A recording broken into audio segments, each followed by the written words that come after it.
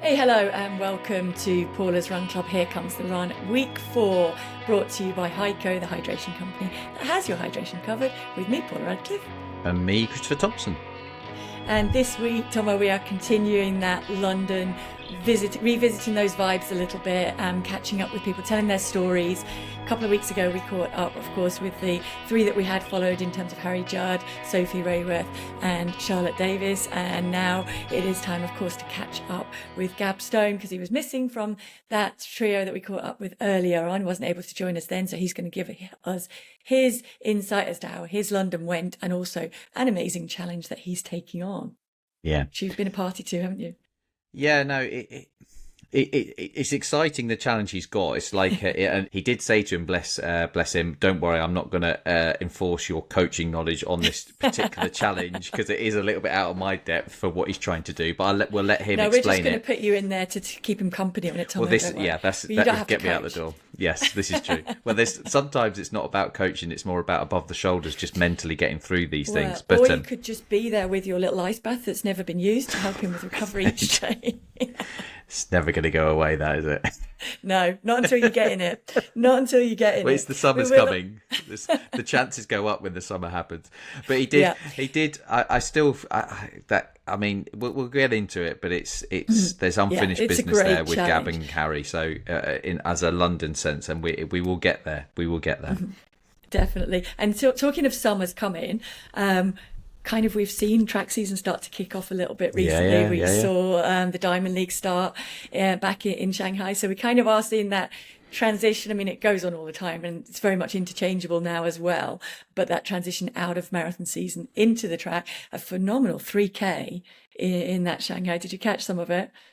I saw bits. I saw some a lot of national records. A lot of it's almost getting a sort of, I don't know what the word is, very repetitive, the sort of records being broken constantly. And we've day 1 of track season and already records. I was actually really blown away by Mark English's opener in the 800, 1:43. But again, let's not forget, I know we look about times, but he beat a world-class field. And I still like that kind of element of, running fast and coming last is fine. It's good. You've got a good time, but he's won that race and he won it really, really well. And I think the Irish are doing a lot of really good stuff in their federation. And I'd say keep an eye out for not just Mark English, a few of these kind of middle distance athletes in this season and the journeys they're on. There's some exciting stuff coming out of that, headed up by some exciting people from my era. Brilliant. And anything else you've been up to over the weekend? That sounded loaded, like there's something I did. No. Oh, I'm trying to think. Kids' parties and meeting. Shout out to meeting some twins that were born, the 12-week-old twins from friends that mutual friends of ours. But weekends are very much, if I'm not working, it's kids orientated. So I was at a trampoline park. Excellent. Trying to keep George. Well, no, trying to keep George on his feet, and Theo was just literally. He loves Spider-Man, so he didn't leave Spider-Man's side for like an hour and a half. It was hilarious. Excellent. Well, I got a chance to go down to the E Grand Prix in Monaco, so a big thank you to them. Okay, slightly different weekend then. Well, it's a little bit different. I mean, still time with family, and actually we were comparing backflips because Raf's kind of done that on the trampoline, and Daley Thompson was there. So when he was showing off about his backflips, we did try and tempt him into that idea that we've had about maybe getting a run club around a Grand Prix circuit somewhere.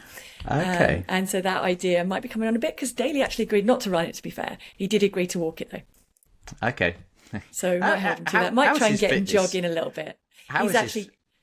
He does keep himself in very good shape. But to be fair, 1500 was a stretch when he was a decathlete, wasn't it?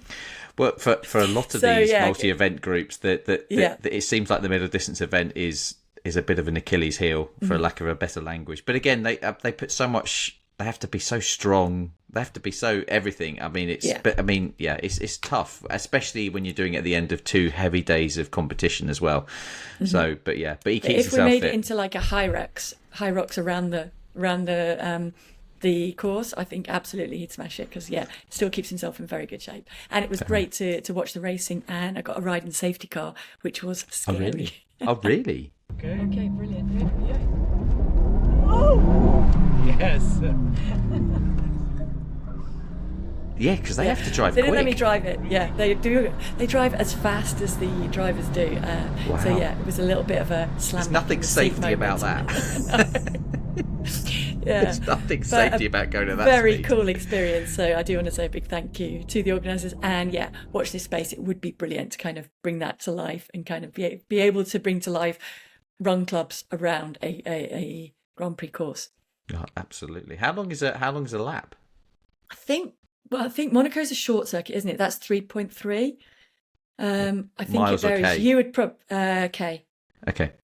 Okay. You would know how far Silverstone is. You've run on Silverstone, right? I've run around Silverstone. Do you know what was cool about Silverstone? Because I don't think it's there anymore, but it was like the half marathon pre-London marathon. And I Yeah. want to say I ran in one of the last ever events, so I got the course record. But that was quite surreal because you're on the course, and then I found myself in the pit lane, and I almost wanted to stop and be like, I've never been here before. And I Didn't stop and change your shoes and then just run out again. no, I didn't. But it is. I always. Hey, road racing, when you put them in places where you wouldn't ordinarily get, it's almost like a backstage pass. Like we talk about London and New York, you get to be on roads that you shouldn't be. So being in a pit lane is quite a cool thing to do. So yeah, let's do it. Let's make that happen. Let's make that happen now. Without any further ado, let's get into that catch up. We missed out on his update when we did catch up with Harry, Sophie, and Charlotte. So here is the catch up with Gab. Now, we did catch up last week with Harry Judd, and now we need to catch up, as promised, with training partner Gab Stone on your experiences of the London Marathon. Also, some exciting news of a new challenge that you have coming up soon. That's right. Thanks for having me back on. Um, you heard Harry's glowing report of how everything went for him. Me and him joked because Harry obviously had quite a disrupted block, and even 4 days before, I think it was that he decided that he wasn't going to do the run, and then ended up doing it and PBing. Whereas I pretty much had the perfect block. I think there was one training run that I didn't make, and the rest was smooth sailing. I ran a 3:10 in Dublin in October, and so then really leveled up for this one with ambition of going sub three. And so me and him joked about the fact that he would then come along and beat me, and that's what happened. But I think to peel back the onion a bit on this, because obviously Yeah. working with you both, and I have to admit, I didn't say this out loud, but I did in my head think it would be so ironic if the perfect build up versus the interrupted one, sort of the result came out at the end. But this is the beauty of marathon, and I think there's a bit of crossover here that Harry had a heart rate, and he talked about it, that he very much kind of stuck to kind of keep below a certain level to give him a good chance of the second half picking up, and kind of ignored time off the back of it. Yeah. Whereas we had slightly different ambitions of sub three. Now, with that, your heart rate did go quite high very, very early. And that was, looking at that now and how you've had time to digest, how was that sort of feeling at the time, and how you look back on that, Yeah. kind of what was happening at the start? Yeah, I mean, it actually happened last year, but I think I was definitely very much dehydrated last year. Um, when it was very hot and I just didn't prep well at all. And it happened to me once before when I think I was ill. But this time I felt pretty vibey on the morning, sort of. I was excited on the way to the race, and excited just while we were at the start, sort of waiting, and just got going with anticipation. So I think that comes up in your Garmin, and it says your readiness score or whatever it is, and it usually says like 1 or 2, and I still don't know what it means. But it flashed up and it said -4, and I was like, oh no. And then I've looked down at my heart rate at that point, and this was in like kilometer 2, and it was at like 176, and I was like, okay, don't panic, like it will settle and whatever. And then you have a couple of small inclines, but there are a couple of declines towards the beginning of the race. So then it went down a little bit. Okay, it's fine, it's okay. And then I was just checking it, and it was heading up. And I was like, don't worry about it. maybe your heart rate monitor's broken. You know, like just go with how you feel. And then it hit 180 at around 10k. And for context, like when we did our 35k in as our last training run, I hit 180 at about 34k. And on that training run, we averaged out sort of 416, which is very close to a sub 3 hour. And I had Thommo, I had your words ringing in my ears, which is like, just make sure no crises in the first 10k. And I was like, okay, I think this might be a crisis. But let me get to But did 10k you? anyway. How did you feel in yourself at that point? Yeah. Obviously, you've got the kind of technology telling you there's something, but did you feel like you were pressing to, or did it feel like that wasn't the pace, wasn't the issue? Yeah, I felt okay. I think my fitness was as good as it's ever been. So I guess 180 for 10k. You know, thankfully, I sort of felt, you know, I was more concerned that it was going to be a problem. I was like, I feel okay, but I know that I'm not going to at some point. And then when I did hit 10k, I made the conscious decision. You know, I thought, I know that the advice at this point is going to be drop it down to wherever your heart rate starts to settle and sit there. And I just thought, well, that's not why I came here today. So I just thought, let me just hang on for as long as I can. And when I did that last year, I absolutely capitulated, and you know, it was a very long way home. Whereas my fitness allowed me to get through it, you know, slightly longer this year. But I kept at that pace, you know, at the sort of 4:15, just sub 4:15 pace, at 4 minutes 15 per kilometer, through until about 25 or 26k. And then I know many people will resonate. Like that is just an odd feeling at that point where you start to go backwards. And I knew it was coming. Because I knew that I couldn't sustain, you know, what was by that point 183, 184, or whatever it was for that long. And my fitness got me there to like 26k and whatever. And then it's a hard one at that point. I'd done the marathon many times before. I was I came because I wanted to hit that time, and I thought about just getting on the tube and going home. But I'd sort of covered enough ground that I was like, if I'm going to have to start walking and running here, then I'm not going to be on the road for, you know, 4.5 hours. I can still, you know, get home relatively quickly. I thought about the medal that looks very nice, the nice shiny medal that they made this year, and I thought, I think I still want one of those. and and yeah, but it's quite a sobering experience because, you know, at that point when you're at 26k, which is something that you've hit multiple times in training up until that point and felt like you're flying, and you're like, I've got nothing. So, you know, it was just one of those days.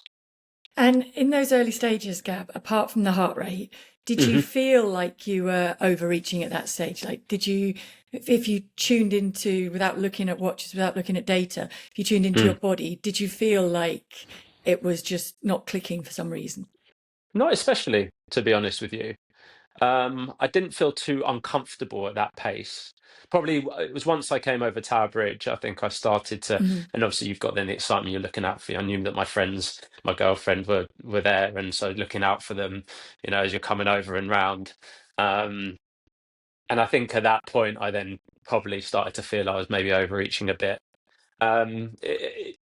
Hindsight's a wonderful thing, and Yeah. now I would be interested to know what would have happened if, because I sort of thought it was all or nothing at that point. I thought I'll go for this here and just sustain it for as long as I can. Not if I drop this down and settle at 440s or whatever it is, then maybe I will start to then at 30k think I've got something here and maybe I can build it back up again. Yeah, I mean, it's that thing that will resonate, like you said, with so many runners out there. You can't unfortunately you can't say, right, okay, if I did this, that would happen. If I did this, No. that would happen. You don't get to do that. You've got to kind of roll the dice and go with whichever one you choose to do at that point. Just out of interest, the next day, did you wake up? I mean, obviously you feel sore because you run a marathon, but did you feel like perhaps you were coming down with something, and that might be why your readiness score was off and your heart rate was higher? I think it's hard, isn't it? Because you obviously try and sort of mechanically pick apart why it happened. I think hydration again probably played a big role. Straight afterwards we went to meet at the pub, and a couple of times I was talking to everyone, and I suddenly went a bit weird. I felt a bit weird, and I had to sit down a few times. And I mean, it was hot on the day, but I've run in that type of heat with much less water than what I took on a marathon day and felt better. And so I wonder whether I got hydration wrong again in the lead up. Maybe my body on those warmer days just needs a bit more. Um, and I didn't feel like I was coming down. I think the big thing post marathon was when you do then not have a smooth rhythmic run, and you're stopping and starting and walking and running, like the DOMS was something. That was a disappointing thing, that I didn't feel how say after the 35k, I went out and ran 12k the next morning. I felt sort of okay, whereas I couldn't run for 4 days. After this one. Yeah. So maybe it was that. Obviously, many people ask me about whether I think it's nerves, anxiety, because it has happened to me before. But I don't think that my excited nerves that I think I had were probably much different to thousands of other people on the day. And I also think that your fitness ends up taking care of things.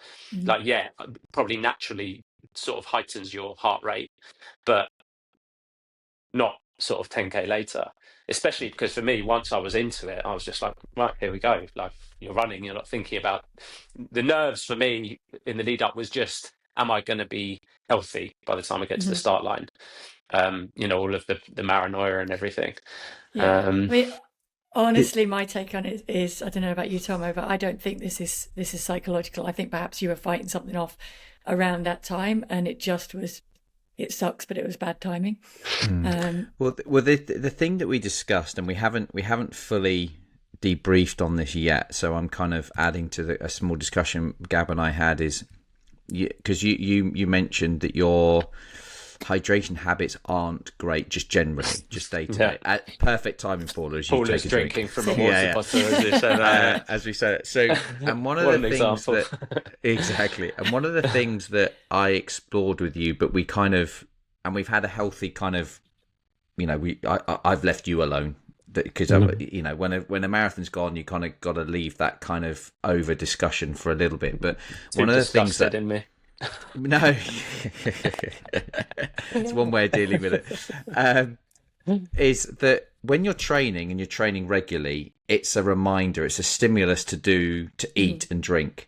And when you back off for a marathon, you lose some of that stimulus or reminder to drink and eat. And so we talk a lot about in those days before a marathon that we lay it on thick, but part of it is because you're not getting the signals from your body of, I've just done a hard run, so I need to go and drink and eat. You're resting. So it's quite anti-messaging in those days leading in of, I'm doing less running, so your body's almost not crying out for it, because it's not thinking I'm going to run a marathon, it's thinking, well, I'm resting, so I've got used to this, I don't need it. And in those days leading in, I know when I spoke with Harry, he did a really good job of really setting out those 2 days before, and that was just one of the areas I wanted to explore with you. And we don't have to go into the big debrief now, is how much those reduced runs and those reduced training kind of didn't trigger that I need to drink, because you don't feel thirsty or you don't need to eat. And those 2 days before, because when you start and their heart rate spikes like that, it's generally something's like a readiness score is whether it's illness or something's off. It's when it spikes halfway or into the race that you kind of link it more to fitness. But when it's like that at the start, it's definitely we do need to get to the bottom, but that's where I kind of look at, and I think that's where for you, I guess it's a bit of a question as well. Do you feel that those 2 days before, when you look back and you almost do a diary, whether there more could have been done? Yeah, I think that seemed to make a lot of sense when you said that to me, about it. You've got to recognize the changes in your body during that period. And because the training had gone so well, I was pretty convinced that I was going to do it, and by some margin, to be honest with you. And there's so much information out there about fueling and hydration, and you feel like you know it all because you've done it before in your races throughout the block and the longer runs. You sort of test out your fueling strategy.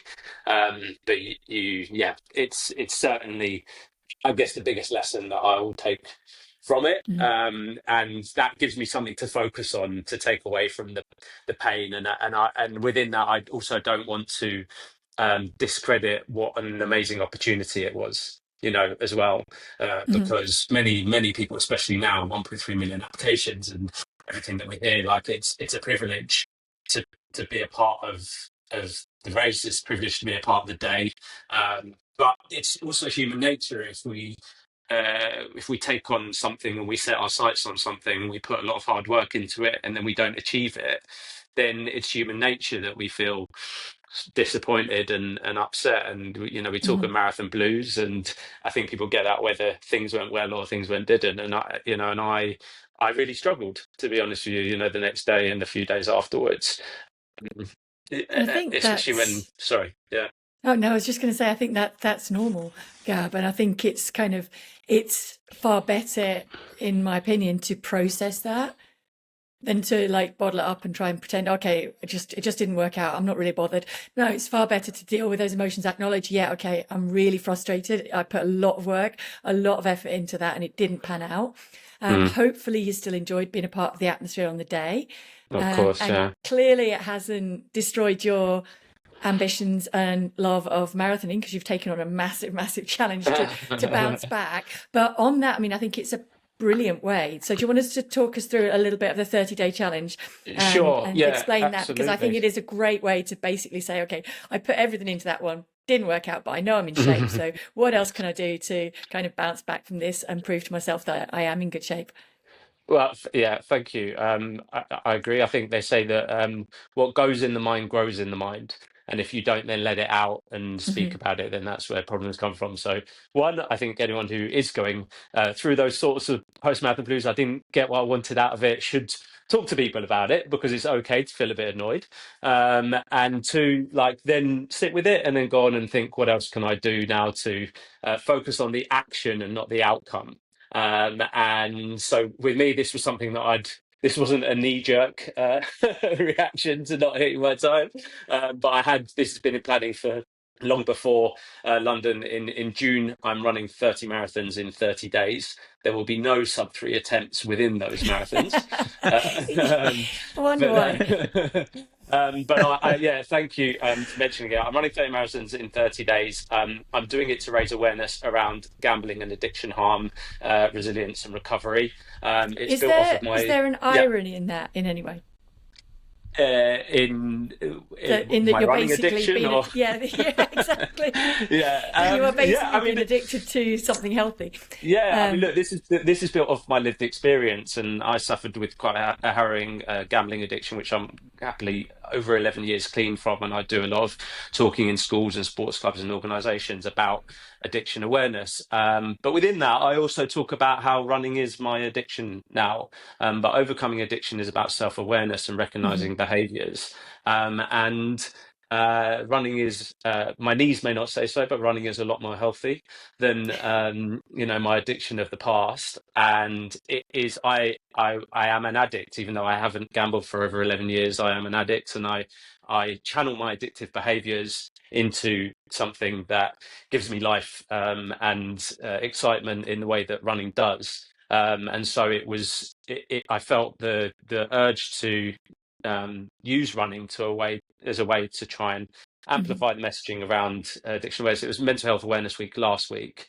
I did various bits and pieces with that, and whilst it's amazing the amount of stuff that happened as a result of that, the conversation shouldn't stop And I'm like, well, do you know what? I love running and I want to run all the time. And I like talking about, the opportunity for people to overcome addiction. Like running's the great metaphor for life, and I also think it's the great metaphor for dealing with and overcoming addiction, in that, you have to take things one step at a time, and you get out what you put in, and you see the results if you make a commitment to it, and that you can do hard things and all that sort of stuff. So So that's why I'm doing it. where will they be? So I'm starting in London and I'm going all the way up the country through all the major cities. I'm gonna hit Newcastle basically, and then come all the way back down. Um, I put on my Instagram a very sort of rough, subject to change route. The stops that I'm going to hit every single day, and the reason I wanted to go from the major cities is because I wanted it to mirror the process of overcoming addiction, whereby the triggers that we are surrounded by through addiction are all around us. Some running through some of the most densely populated areas for gambling venues, but it's sort of trying to show that despite those triggers, we can still work on ourselves in a way to overcome them, and channel things in the way that we know is best for us. And along the way, I'm going to be meeting recovering addicts. I'm going to be meeting people who run projects within addiction recovery and mental health, people who are family members of those who have been affected by gambling themselves and other forms of addiction. And I would absolutely love for anyone along the route to come and join me I on was any just of the going to ask you runs. that if you were looking for people to join in. So I don't know, 100% Thommo, are run you on the route? clubs. He's looking, he's like, am I going to have to be on the route? Yes, you're going to have to be on the route, mate. We're going to find you. We'll put you on the route. So the link went a bit blurred there. Oh, yeah. So we might have to come back in and touch base with you at some point, Gab, just to get some updates on Yes, how it that would is be good going. to- I would on my Instagram, sorry, shameless plug, is Gab Stone 9, and I'm going to be documenting every single day on there, and I've got a buy me a coffee link if anyone wants to contribute towards the cost of the logistics of making the whole Or the thing happen. hydration. Yes. Or some Hydration. hydration rather than coffee. All this might is need really is a both. midlife crisis mixed with a hydration testing project for the next marathon. Okay, well, brilliant. Best of luck with that, Thank Gab. you so much. I really honestly, appreciate it. Keep us updated with how it's going, and we will check in with you regularly as well. But thanks very much for joining us. I just want to sign off. Thank you so much, Gab. It's been an absolute pleasure. And for the record, it's not a question of if that 3 is coming. Like, you thoroughly impressed me in your training, both you and Harry. And there's that 35k in there that tells you all you need to know. So carry that forward, mate. Well done. If you say so, Coach. As long as I do it before Harry, that's all that matters. Thank you so much for having me on. I've really appreciated it, and I'm super grateful. Thank you so much. Thank you, and best of luck, Gab. Thank you so much, buddy.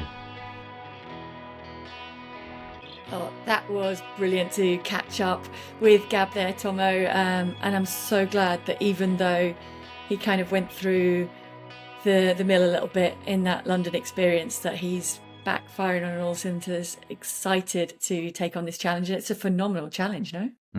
It is, but I think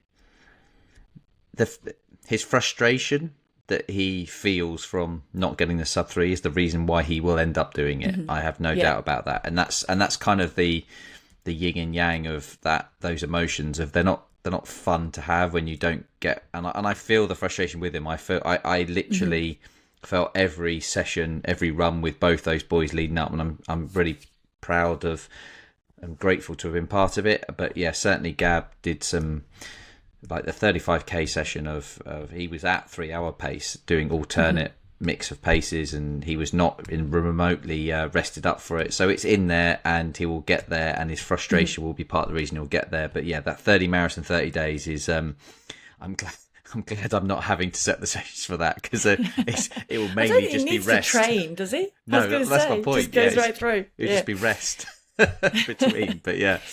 And I think huge thanks to him for coming on, because we've talked a lot about the feel good vibes, how brilliant it was in London, all the people that come out of it going, yes, that was amazing. But there are, of course, people who went into it with high expectations and they didn't pan out. And the biggest thing that I think Gab underlines there is it's not over by any means. That work is in the tank and it's there. You don't lose it. You build on it, and it might be a little bit longer in coming, but you've got to wait for a next marathon, find that and put all of that energy and learnings and experience into it. But it's absolutely there in the future. It's not disappeared. So that is invested in the bank, if you like. You put coins in the piggy bank to pull it out later on. I think they're healthy training banter between them as well is also also helpful in that. So they'll bang each other towards their goals as well. So but yeah. And it is that real life experience, isn't it? Of sometimes it works out for someone, doesn't work out for the other, and it can switch and be the opposite way around the next time out. So just hang in there, keep your eyes on the final prize. And if you did go through a little bit of a disappointment in London, please take heart from that and believe that the next one is going to be a good one. No, exactly. The best thing you can do sometimes is literally just take a step forward. Yeah, and keep going forward, even if there's 3 steps back in between. If that makes sense. No, but sometimes you do get knocked back, don't you? No, I know. It's about still keeping moving forward, and it's one of those times forward where and fall back. We should have pre-recording discussed what the saying was before we tried to hash it out during, because we're still working out the finer details. So basically, in conclusion, take a step forward. We'll come back to you what the rest is, because there's probably going to be some back steps, forward steps, sideways steps, but eventually there's a forward step. And that's why we've tried to kind of bring these together this time, to have this reflection, still looking back on London and just really underlining the fact that everybody has different experiences out there. But at the same time, there is a shared camaraderie, a shared spirit that we have really enjoyed getting to know with the Run Club. And now it's time to catch up with the next one. And now it is time to catch up with another of our runners from London. Thank you very much for getting in touch with us. Stacey Terry, you had an experience in London that you've come on to talk about and share with us. Yeah, so I was very, very lucky to get a place for London. Like, I've tried the ballot a few times. I got a community spot with a wonderful charity called Women in Try. It was my first marathon, and Women in Try did provide a coach for us. So there was about 30 of us that got places. So it was a really good experience. And even though obviously we're running on our own, it was a great team experience, having other people going through the experience at the same time. So we could, share all our questions and arts questions. And we did quite a few runs together as well, which really helped mentally. Did you as a team and this is always the thing with marathons, did you all have very different aims, and so how you coordinated all that? So the coach set up 2 different training plans, one for people that were sort of aiming for under 5 hours, and another training plan for above 5 hours. So we all just followed the plan individually, and if we had any issues, we could ask specific questions on our individual plan. And how did your preparation go? My preparation, I was really happy with. I actually quite enjoyed the training. I mean, it got a bit full on in March, before the long runs. But, I'm quite good at following a training plan, doing what's, on the list. I think for me, generally the most difficult bit was mentally. I found like I didn't have a lot of headspace for anything else other than thinking about running. And, I work full time and I've got a family. So it did become quite challenging mentally, not to get drawn into that negative sort of spiral. So especially on the longer runs. But physically, I seem to cope okay.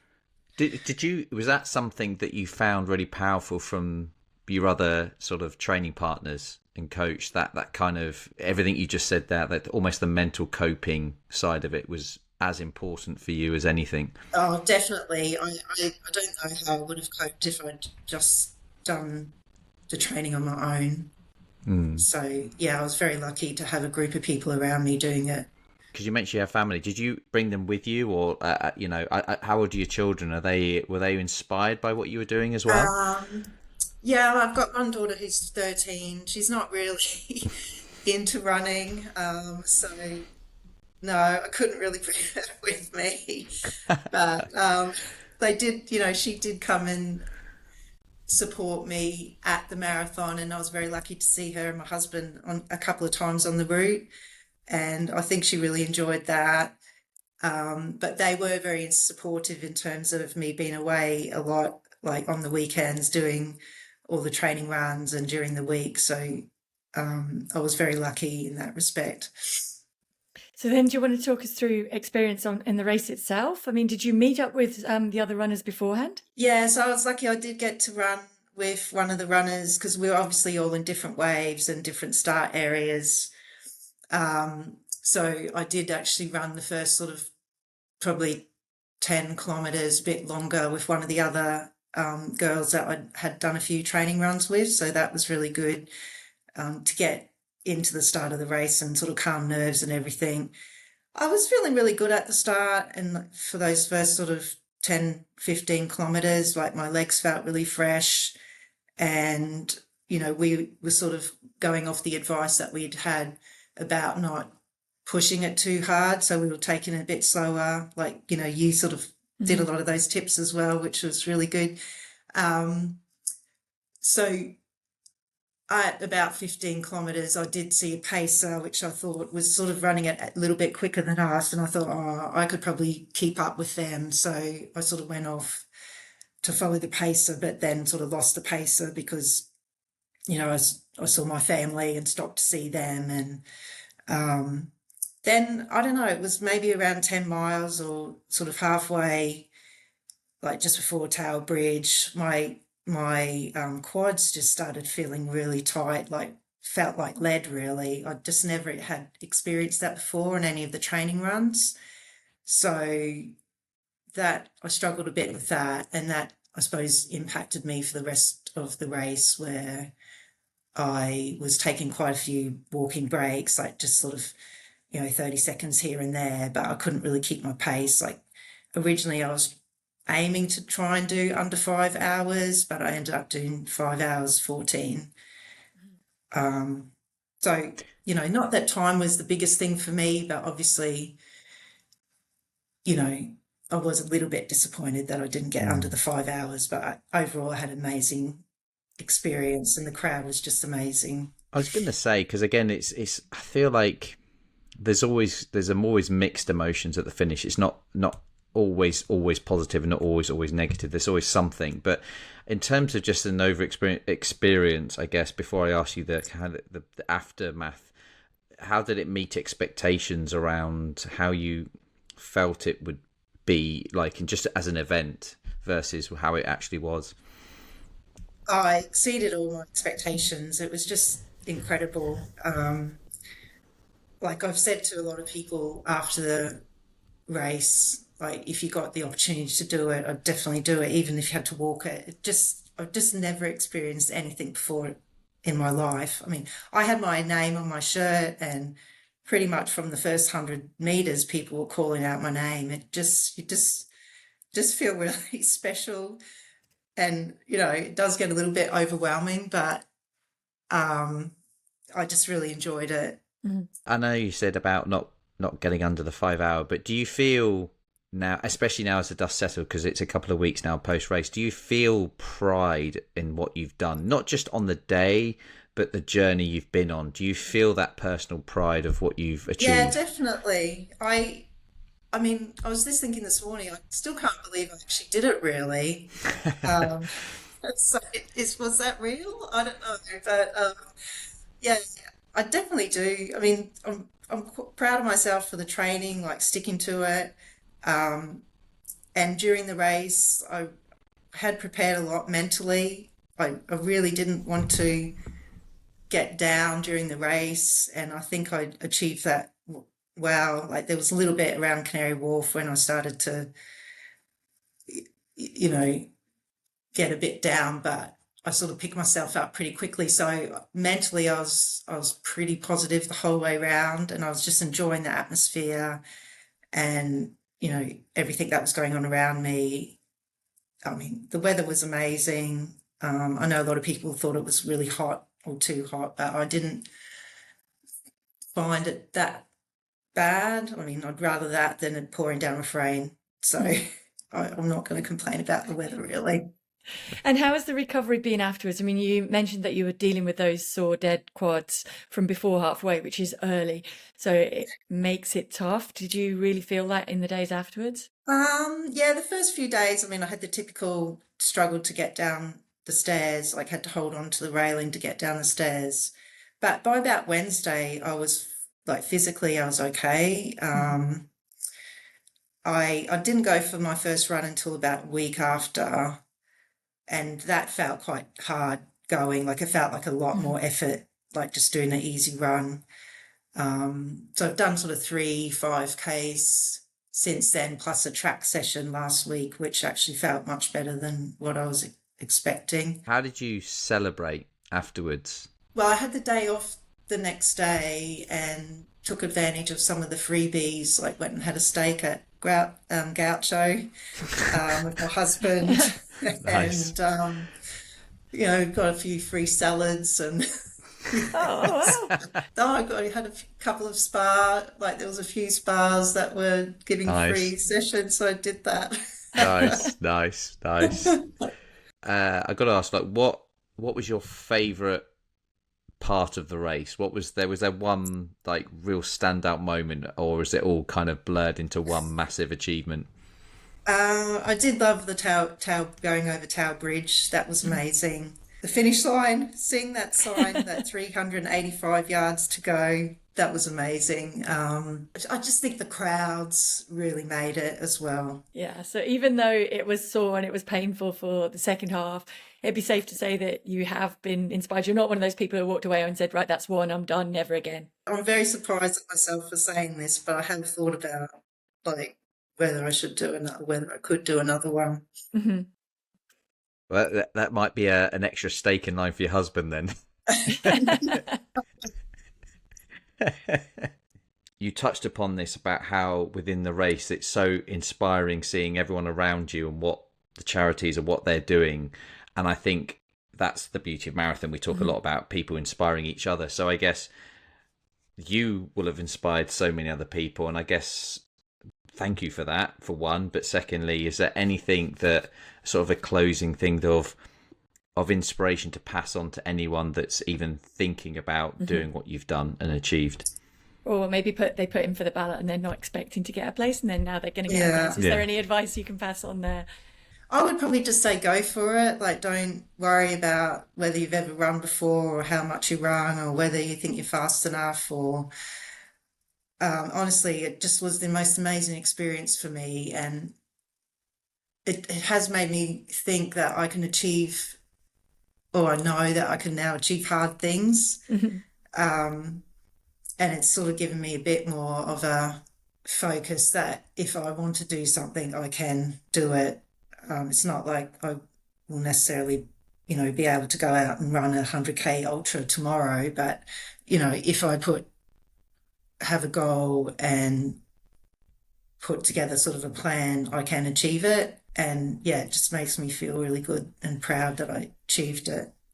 And I think that's a perfect outcome. You go into something for the first time, you don't know whether you're going to be able to do it. You proved that you could do it. You've learned some lessons in terms of maybe improving on that in the future.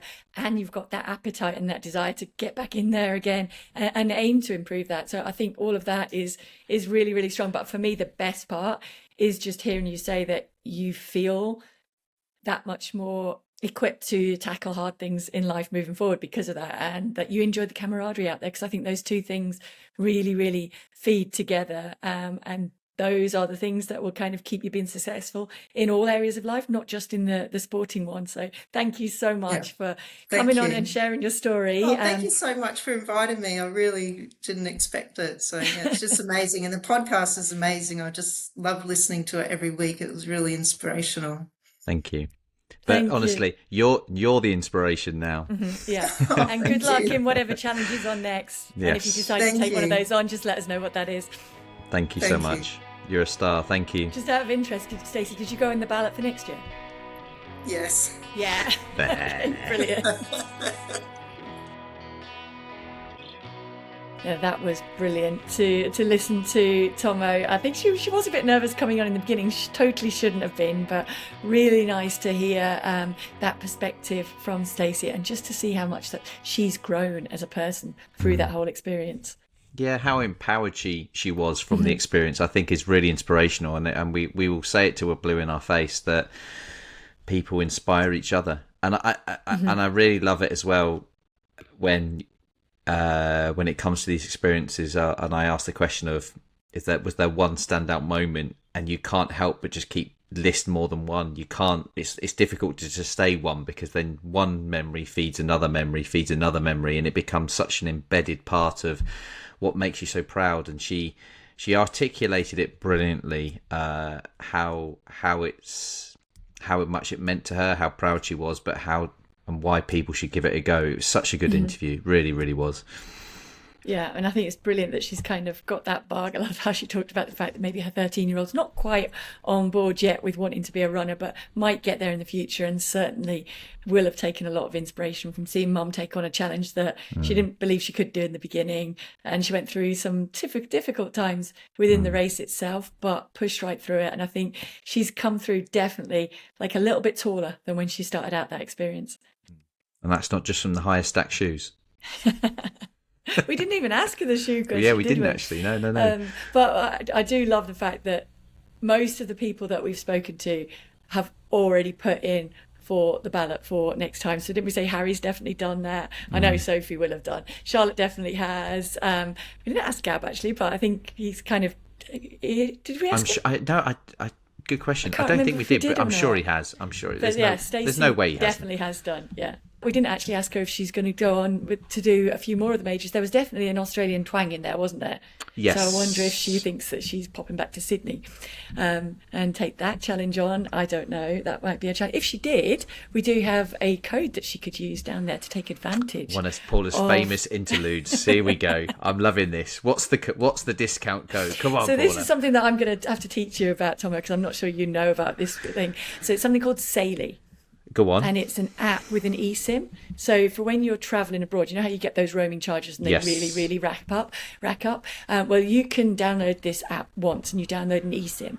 And you can get different global and regional plans. So if you're just going to visit one country, you'll get a plan for that. If you're going to visit a whole region, so say you're going to trek across South America, Okay. you could get a regional plan for that. And it's basically roaming data, but at local cost. So it's it's well really worth checking out. worth the deal. Okay, right. Yeah, okay. No, I And haven't. you only need to download it once. You obviously need to put in where you're travelling and kind of look at those. But Is there safety alongside it? Do you get some roaming safety when you're abroad with it? Yeah, that's so it protects your private data as well, which I haven't heard. I know there are a number of these apps out there. I haven't heard of that being actually part of the service before. It's available in 200 plus destinations.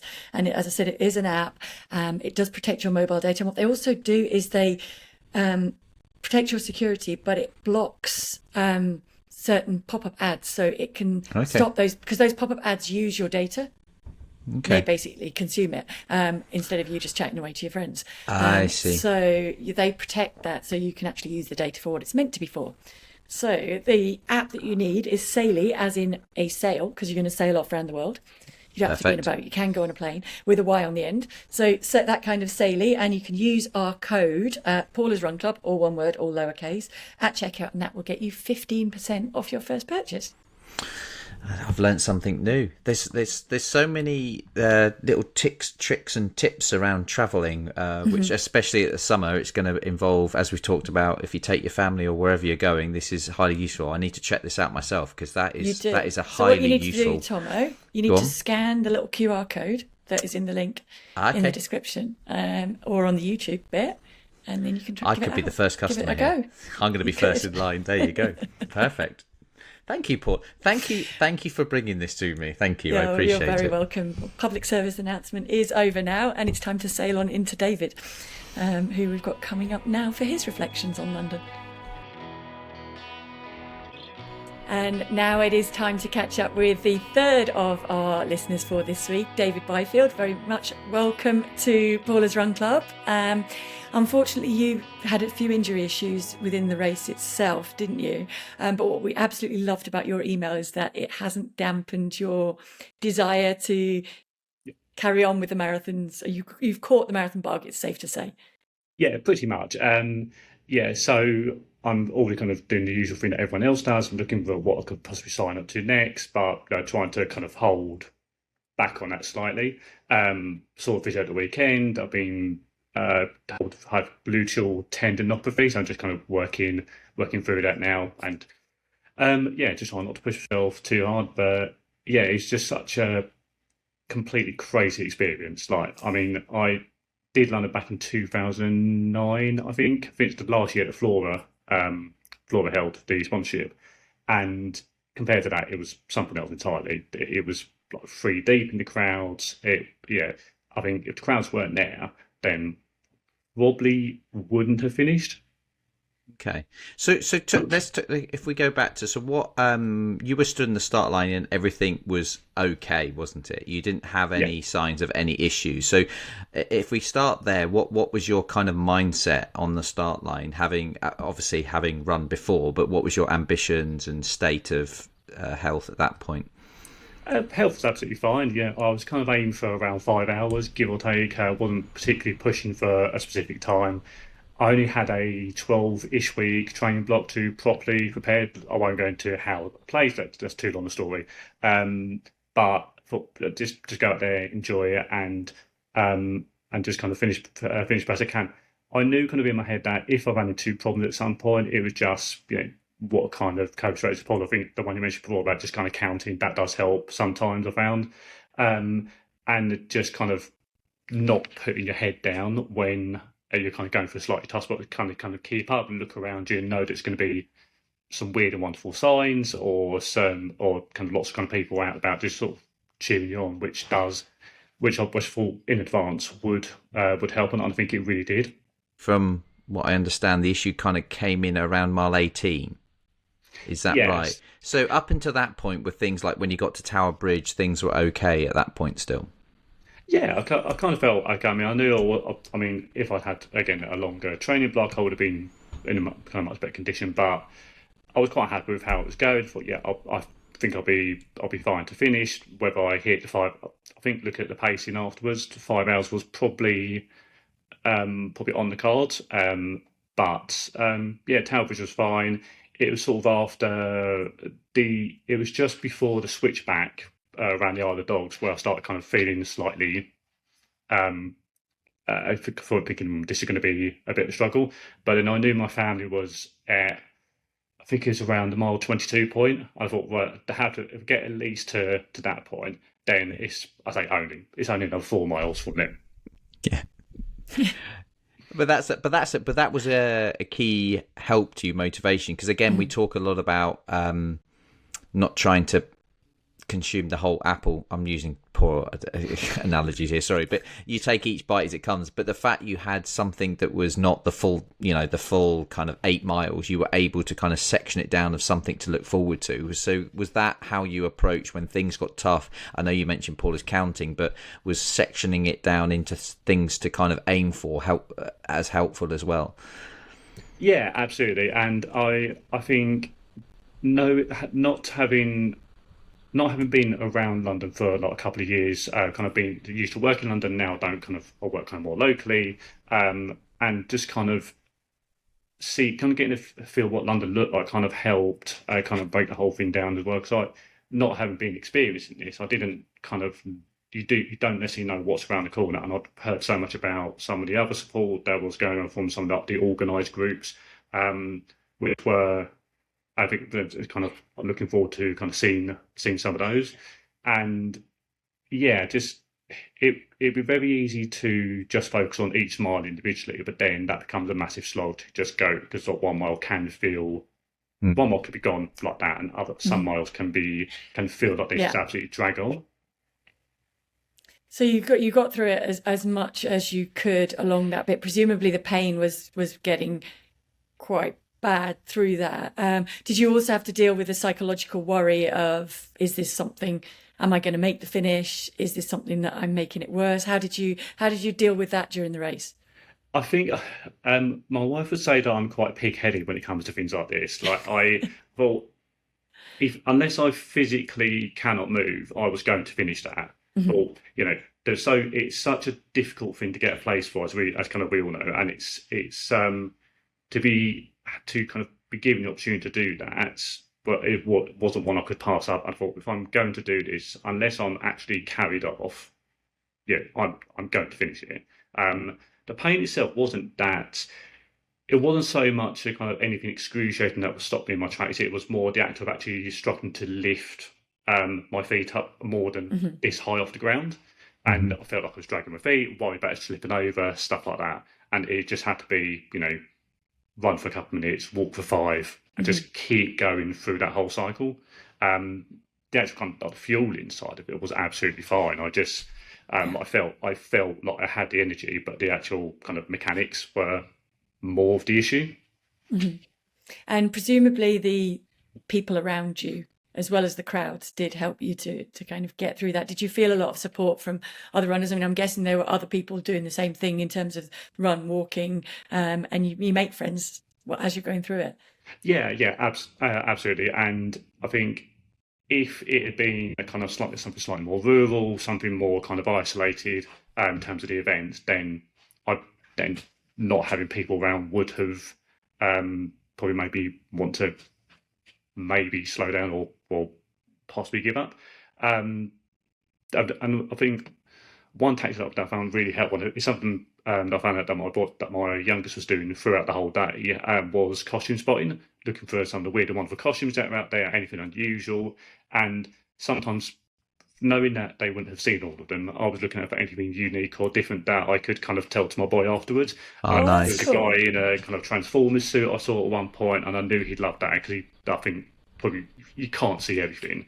And there's a guy in the humongous kind of T-Rex costume with a tail that was probably more than 7 foot long, and just kind of being able to relay that back to both the kids was. I'm guessing he was really popular amongst the runners around him. Yeah, there's a very wide berth. Okay. I've never thought that. It's almost like a marathon bingo. Like that you could make a game out of that. Can you spot this? Did you spot Daddy Pig? No, I had set off. I think it was under like the 11 a.m. wave, so I think Daddy Pig started a lot earlier. I did kind of finish marginally ahead Daddy Pig, so that was at least that was a small. That's a win, definitely. Yeah. You touched upon something I'd never considered actually, which is really an interesting thing of how special it is to get in and how difficult it is to get in, and so therefore you were going to make the most of this opportunity because, again, not just because it's difficult to get in, but you never know if you're going to get another opportunity. And when you see the numbers that start and the numbers that finish, it's so close to being max.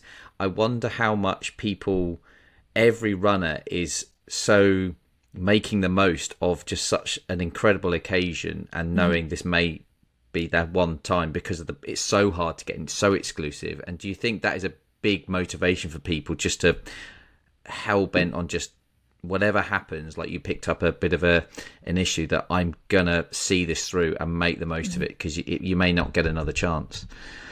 Yeah, totally. I think it's, if you tell people you're doing a marathon and people who aren't kind of involved in day-to-day running, that go, oh great, that sounds really, really, really hard. But when you tell me you're doing London Marathon, it takes on a whole other kind of level to in terms of kind of its recognition. There isn't anything like it anywhere, and I think it's just going to be a bucket list item for so many people, and it doesn't have a huge overly competitive edge to it. You don't see, at least in the kind of the later waves, of people kind of being ultra competitive, pushing people out of the way, or any of that kind of bad behaviour. You just see the best of London, and that's both on the size and on the course itself. Yeah, Well I mean, I said. think absolutely very, very well said. And I think that's what makes it exciting for next year with 2 races in the one day. But I think also reflects the kind of thinking behind that being very much an experiment to see how London takes it, because I think you're right. It's such by far the best day of the year in London, that you kind of don't want to abuse that goodwill by shutting down the city for too long if it isn't going to work out. So I think it is an experiment to see how well it goes. We have asked this of everybody coming on so far, David, but have you put in the ballot for next year? Of course. Yeah. About 2 days afterwards, as soon as I possibly could. But you've got a backup plan if not, haven't you? Yeah, so along as the injury recovery kind of goes as expected, got a couple of local marathons which are around the same time. There's Milton Keynes, which I think finishes inside the Milton Keynes Stadium as like the last kind of section of the track. And there's another one in Boston, Lincolnshire, which is apparently the flattest in the UK, or one of the world's flattest. So that could be interesting. I think it's slightly early in the year, so the winter conditions might be more fitting with when you're actually training. It's such a strange thing to have really kind of horrid British weather conditions when training for London, and then going into 26th of April, and it's usually 20 degrees or something more. So it's completely, you can't actually train in that at all. Yeah, no, I think that's something that catches a lot of people out, because it's almost like a switch that can go off sometimes. I mean, I think last year was one of the more extreme changes. And I think that's what shocks a lot of systems. Before we lose you here, I kind of, you touched upon your kids, and I just wondered how much they get inspired and how much you feel that inspiration to pass on to them with what you're doing. Yeah, I think my so I've got 2 kids. One's 9, one's 4, and my 9-year-old is kind of quite kind of reserved in the way she acts with a lot of things, but when this topic comes up, there's always kind of extra questions. She's always kind of quite inquisitive. And I think I would not be surprised if she kind of gets into this when she kind of starts secondary school. I won't kind of push, but she will be athletic enough to do this. She does a lot of gymnastics, which I think will help.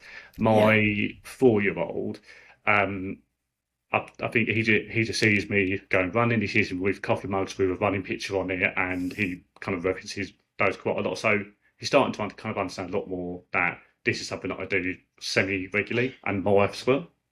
Oh, nice. Oh, so your wife runs as well? She does a little bit, yeah. She's put into the ballot for next year under my slight nudge. The slight. So what are you going to do if one gets in and the other doesn't? Yeah, I was going to say, fight over it? Yeah, probably. I mean, if we both get in, I would almost certainly just say, no, I did it last year, you do it this year, because even though it's incredibly difficult, you might not get a chance again. I've had my chance. Oh, bless you.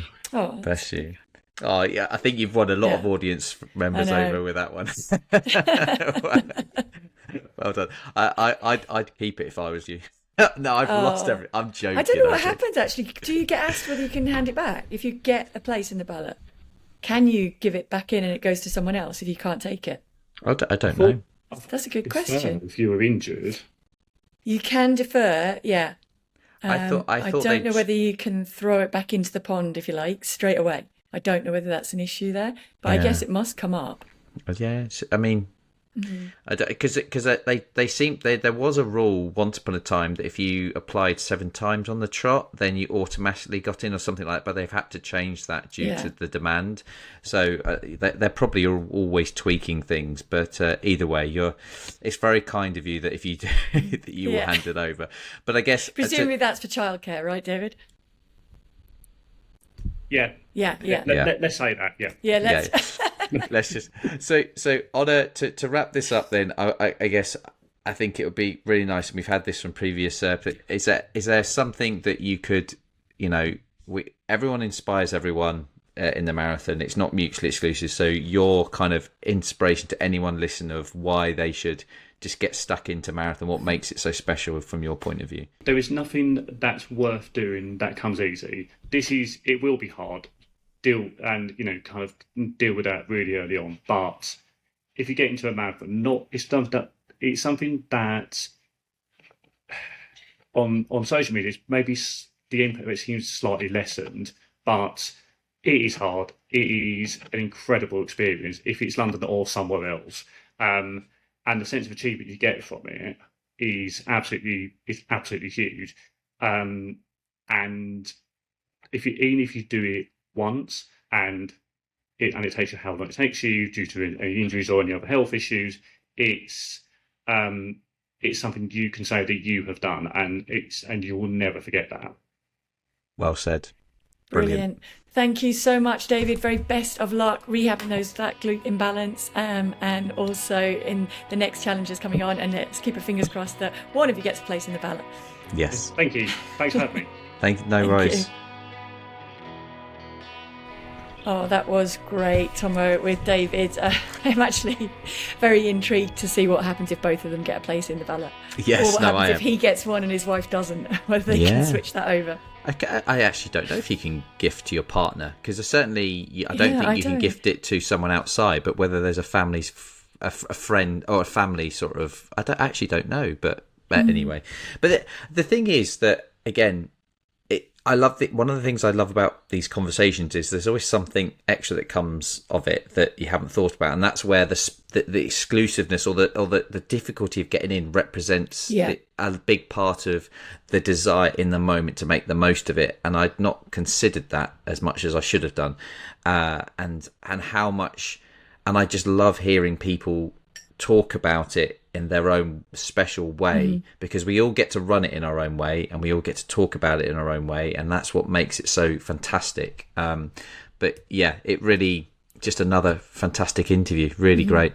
And you did make a really good point there, because I was thinking, like, had the dropout rate, because that dropout rate within the race itself has been falling off each year, and I didn't know if that was an indication of better training and preparation by the runners, the shoe improvements, the technology improvements, the support out there on race day for the runners themselves. But actually, maybe it is a factor that it's becoming so hard to actually get that opportunity that people are pushing through. And it's a really, really strong point. Please don't hurt yourself doing that, though. No, but I think as my coach always says, that when you think of an answer to a question, it usually lies in the middle, and it's probably a combination of all those things. There is better support, shoe technology, fueling, even on-course support, all these different things, but also the determination of when someone starts, they must finish. But it's that linking that determination of I've started, so I finish. There's a game show that had that saying, didn't they? What was the game show that had the I've started, that might have been Mastermind. Was it Mastermind? There you go. Maybe we should pull that across into marathon. I've started, so I will finish. Okay. If we do that with you, we could be here all day. Come on. Oh God, yeah, good point. But this is very true. But you get my point of, like, it is to see nearly the percentage being so close to everyone starting and finishing is nothing. It's not something to overlook by the event organisers, but everyone that supports the support team and the athletes themselves. That is an incredible ability to see so many people get round and be so close to the number of starters to finish, I think. And again, and I don't know whether it's helped by as well that they have that secondary finish line. So that's possibly a help as well, so that people's times still do count, even if they're not on the mile themselves and stuff. And the atmosphere actually out there as well. Yes. And that camaraderie, I think that's come across with all of our interviews with people who actually took part in London, is the strength of that camaraderie within the race, within the other runners, and just the people on the streets of London. Like, feels like everybody that was anywhere near London wanted everybody that started to have a good experience through that race and kind of support them along the way and give them a cheer afterwards, which was really, really nice to be a part of. Yeah, and I think I can see that only going one way, because I keep hearing of so many cheer points that are growing into almost festivals within themselves. It's almost like I ran a race in Cayman, and every mile there was like water stations to try and they were almost outdoing each other to kind of put on a show for the runners, which is great, a competition within a competition. And I can see London kind of there's almost a pride in your section. I'm going to make this section the best section definitely. for those runners. And I think that is special in itself, that people want to put so much into, whether it's the London Bridge. I mean, people talk a lot about London Bridge, but there's so many key areas in the race that we talk about. But there's also bits between that where people make that as special as they can for the athletes, and that's all part of that kind of London Marathon melting pot of buzz. Can't wait to do it again. Yeah. It's sad that we're going to have to move on. I know, but we don't have to move on fully from it. We are going to keep going with it for a little while, and we do want to hear your marathon stories. So you can even send us a video about it. We've actually got a really cool, a bit of a spoiler here, a really cool one coming up with Mary that we met at the Expo, Thommo. Mary has... she's blind and wears hearing aids to get around the race. She did it with her daughter. She sent an amazing story. So we're going to have a trail of that coming up. So please do send those in to us. You know the links, of course, but just in case you don't, the WhatsApp number is +44 7564 747 914. Email is paulasrunclub@momentumbroadcast.co.uk, and on socials it's Paul at Paula's Run Club. And we really do want to keep going with these stories, as well as talking about lots of other things as we go through the summer, with special events, with actual shakeouts, some more live podcasts coming up, and that family fitness, and of course the 1 minute challenge keeps going, Thommo. So you're up. No, that's finished now. No. No, you're up. Your favourite training session in 1 minute. That doesn't mean you can do all the training in a minute. You've just got to tell us about it in a minute. Yeah, I mean, to be fair, am I started? You start when you want to say. Okay, when you started, you have to finish. You start. Yeah, I've started, so I'll finish. Yeah. Much like the session. I think I was always a fan of the key sessions, the ones that really help give me the confidence and I was ready to do any particular race I was gearing up for. And 10K is a bit of a standout event for me. I had a real love in the preparation. There's no part of 10K prep and the race that I didn't not enjoy. And my key session, like a lot of people, was like a 10 by a K off 90 seconds on the track. I would wake up with a buzz, and I know that it would, if I did it well, it would give me a real confidence that I was ready to go for the race. So that was a bit of, and it's one of those sessions you can do fairly often through a season and kind of mark yourself. But yeah, I think you must have done 10 by a K many times, Paula, and I'm stopping at 58 seconds. There you go. Yeah. Okay. Yeah. We'll let you stop at that one. I'm not sure I did do it that much, actually. I used to mix it up more. No, I mean, I have done it, but not a lot. I would do it more out on the roads or in the park rather than actually on the track. And when I was on the track, I would actually do more of a pyramids going up and down. Yeah. So I might go with a 2K mile, 12,000, 8, 6, 4, 2, and maybe back up again. Just kind of varying the pace within it, making it a little bit more exciting. Maybe it's been able to just breaking it up a little bit more, so it's not so monotonous with hitting each time the same. There's a bit of variation in there, like there might be in the race itself. I think that's where key sessions, you can put a lot of your own personality into it. Yeah, like definitely. I like the mundaneness of it and the monotony of it. There's something that really appealed to me, which is why I'm guilty of, when I did a lot of my steady running, I'd have a loop and I could go for weeks doing the same loop every morning and not change it, because it really fit my psyche. I don't know why. Yeah. But it just fit. And that's not to say I didn't do lots of variety of runs at other points, but I could get into a groove where I could do 5-6 weeks of the same run every morning, the same loop, and finish within 30 seconds of every run. Like, it was always like within a very small margin of finishing that particular run, because I would know the markers and be like, 4 miles, so that's 30 minutes or whatever it was. So so your psyche of you're a creature mixing of habit. it. Yes. I like to mix it up, definitely. And it's actually somewhere where I kind of got told off for it when I was pregnant, because a lot of times, particularly if there's not a specific session, so if a tempo run, it's different. That's a measured route, I would go and do it. But if it's just a run, I really would go, I don't know where I'm going. I'm just going to head out the door and see where autopilot takes me. And if I feel like going left, I go left. If I feel like going right, I go right, and mix it up. So that got me into trouble then, because they were like, you're pregnant, so you need to tell us where you're going. Yeah. Not to just completely sidetrack the fact that you would put your life in danger while pregnant on a run randomly, not knowing where you were going and nowhere. I just suddenly thought, are you someone that cooks a different meal every night? Oh yeah. See, So that's you good. never really I do have go-tos, but I'm also someone who like sees a challenge in open the fridge. That's what I've got. What can I do with it? Oh, that's And like just that. wing I it as you forget go that along. another game show Yeah. that you've just made me think of. Like, But I think that comes from the athlete lifestyle of you're traveling around. So sometimes you do get home, you literally open the fridge, you're like, okay, I now have to make something for 4 of us out of this. What can I do? And sometimes there are experiments that go really wrong, but usually it's edible somewhere. That's really good. Again, you're bringing variety in every aspect. Whereas I would like literally have spag bowl. I could eat spag bowl for like 7 days on the bounce and not batter an eyelid. And I would. Yeah, but if you didn't have mince in the fridge, you'd be screwed though, wouldn't you?